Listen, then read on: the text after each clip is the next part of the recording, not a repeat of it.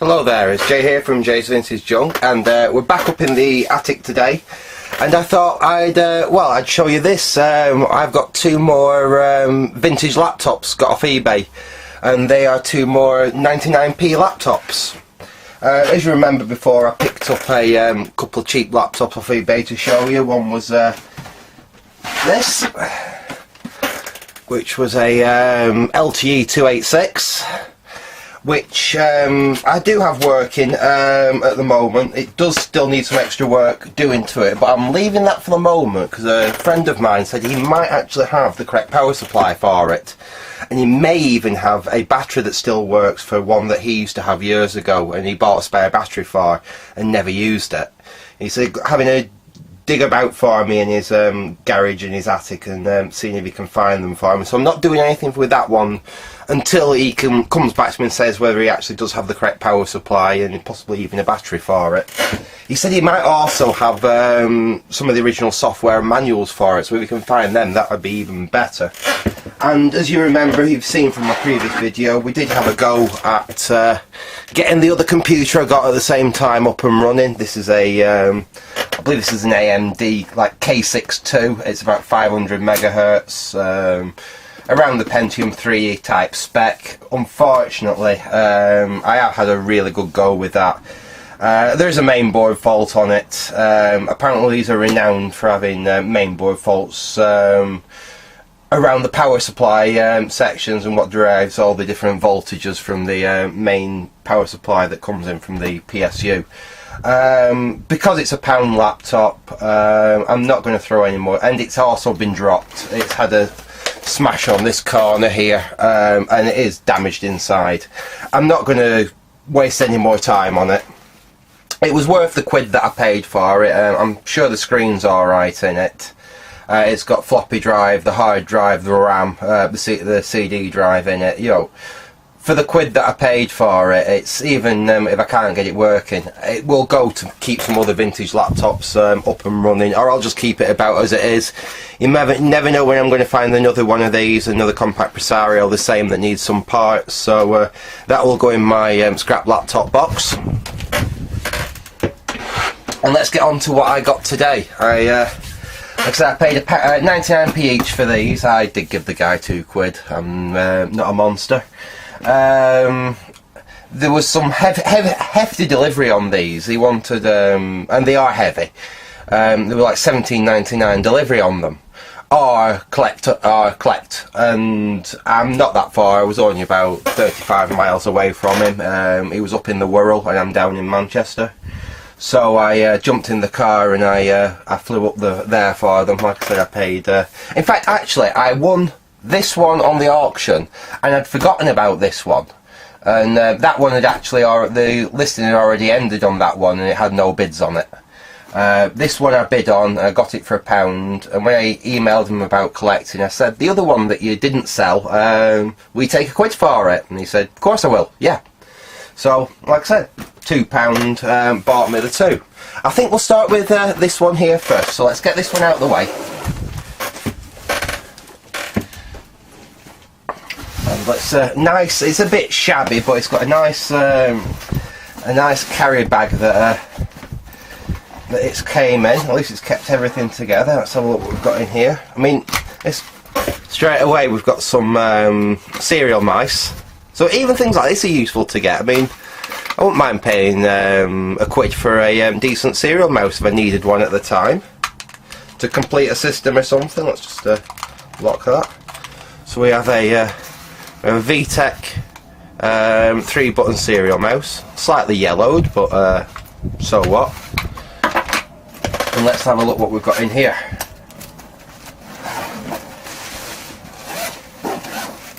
Now, we have a funky purple mouse mat, a True Mouse 3-button, I think that's a serial mouse as well. Yep, so I've got two serial mice out of the deal, so that was worth £2 anyway. And what we have here,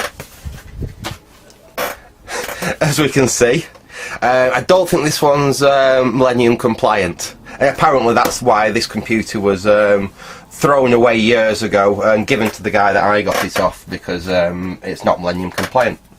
And what we have here, let's get it out of its case and put it down there. We have a vtech. Oops, shouldn't drop it like that.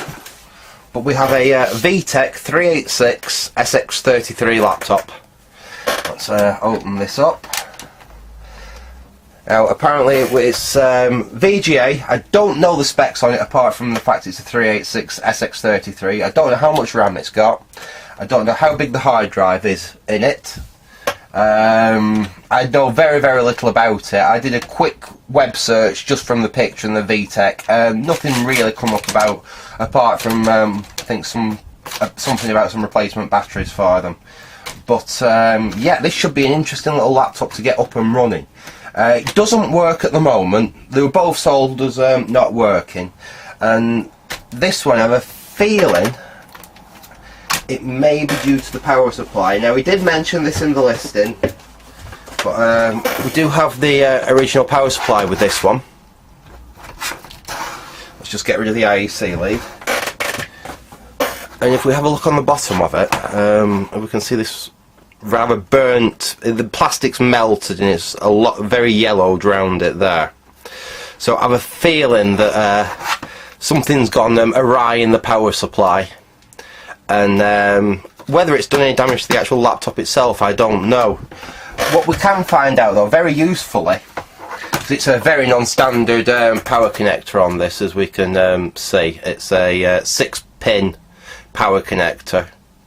But quite usefully, if we look on the back of the power supply, we actually have a pin out for the thing. We know where common is and we know where plus 20 volts is. So it needs plus 20 volts DC. There's another voltage for battery which doesn't actually tell you what voltage it needs. There's a no connection, and there's some commons, and there's an on off. So I'm thinking if I can't repair this power supply, I should at least be able to substitute the voltage it needs, just cut the lead off there and wire another power supply in. I know I've got some 20 volt DC power supplies off some other old equipment, so, and it only needs 800 milliamps. So I know I can definitely get the 20 volts into it. We'll have to look at the battery voltage and what the on-off connection does. But there shouldn't be too much of a problem to rig something up. If I can't even, I should be able to fix that. If I can't fix it, I should be able to substitute it, and we'll see if we can get that one up and running. So it should be quite an interesting laptop, that being quite an early so 386 laptop. And next, let's have a look at the next one. Now this one again was sold as not working, same guy. Ooh, let's get it out. Let's get it on here. This has got a really nice case actually. I'm tempted to perhaps use this case for something else. It is quite a nice one. What have we got in here? We start off with a Zircon network adapter thing, which could be handy if I want to be able to get this to work on my network. And what we've got in here, as we can see, we've got quite a nice array of stuff in this one. Ignore the power supply. That didn't come with it. It didn't come with a power supply. That's actually the power supply that I was trying to get that one working with, but it should be good for this one as well. So let's just get that out of the way for now. And again, we've got hey, that's rather good actually. I didn't realise that. Bloody hell. We've got a Microsoft. Is it a PS2 or is it a serial? Oh, it's a serial. So we've got a genuine Microsoft serial mouse there. Again, that's got to be worth a quid to a collector. That's in quite nice condition. It's only got a little bit of yellowing on it as well, so I'm pleased as punch with that. I didn't actually notice that in the lot. So super pleased with that. We've got a bag with some adapter bits in it. So I think someone must have used this with the universal power supply, because there's a load of adapter bits in there. We have a breakout lead. I don't know if that's I've got a serial breakout lead or something, or possibly for an external disk drive. That is it's like the parallel we've just, sorry, the network we've just seen. That's the modem connector, so I don't think that'll be much use anymore. What else have we got in here? Oh, again, that's for a 2 base T network. I wonder if we've got the card for it. We have a floppy drive, and we get this thing out because it weighs a bit. Ooh. We have, this is an Olivetti. I can't find much information about it, but basically what we've got here is an Olivetti Pentium 100 multimedia laptop. So we've got stereo speakers built in. We've got a CD-ROM drive there, which can be substituted for the floppy disk drive, which is really, really good. We do have indeed on this side PMCA slot with that Zircon card in it. So we do have a way of connecting this up to my home network to transfer files, which is really, really good. We've got audio in and outs there. Let's have a look on the back. We've got an infrared port, which you don't see very often nowadays. Well, you don't see at all nowadays, but they were really, really common in late 486 and early Pentium laptops. We've got a docking connector. We have a PS2 keyboard connector. Interestingly, it just shows a keyboard, so it's not a combined keyboard and mouse one. And we have our usuals. We have VGA, parallel, and serial. Unfortunately, I've just spotted there the serial's actually got a broken pin on it, so I may have to do some repair work on that. But what I thought we'd do, see, we've got the power supplies. We'll see if we can fire this thing up and see what it does. So let me see what I've just done with that power supply. Ooh, yeah, that'll do. Let's have a go with this. So let's shove some power up that. Shove that in there.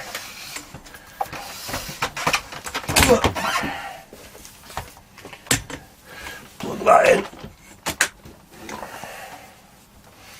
Let's see what we get. Now, I did try this before and it does work, but the connector's not the best on the back, so it probably will need a little bit of remedial work there. But if we fire it up, let us see. Is it going to behave this time? I don't know. It did last time. Perhaps it's not getting enough. Oh, there we go. So there is definitely something wrong with the power connector, because I'm having to hold it like this just to get the thing to fire up. But as we can see, it's fired up. Got a Phoenix BIOS version 4.04.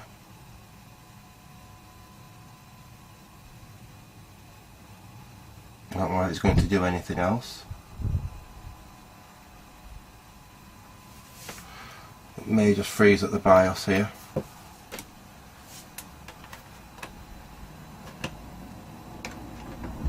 Can I let go? Yes, I can. Let's try it again. We'll see if we can get it to get up to a BIOS screen or something we can get in there. I don't think we're going to get it to boot, to be fair, but we'll see if we can get it past the initial screen. Is it going to do anything?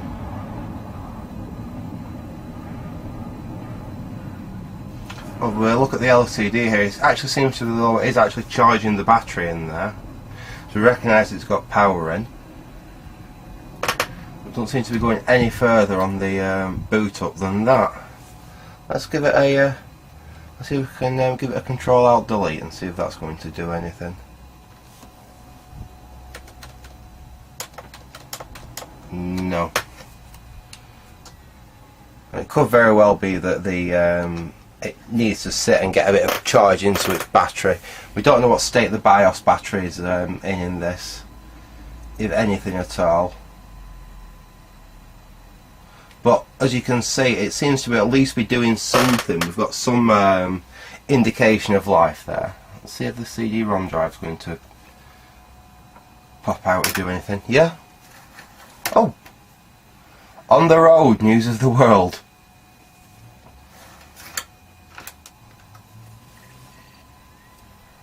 That seems to be running. So the CD-ROM drive seems to be working on it. It just doesn't seem to be able to get past that BIOS screen. But yeah, we'll play with this one. And we'll see what we can get this to do. I think I'll probably leave it charging for a bit, see if there's any life in that. See if there's any life in that battery. But I thought I'd show you them. See what I've just picked up again for a £2. So I thought you'd enjoy seeing that. So I'll leave it at that for now. Thanks for watching, and goodbye.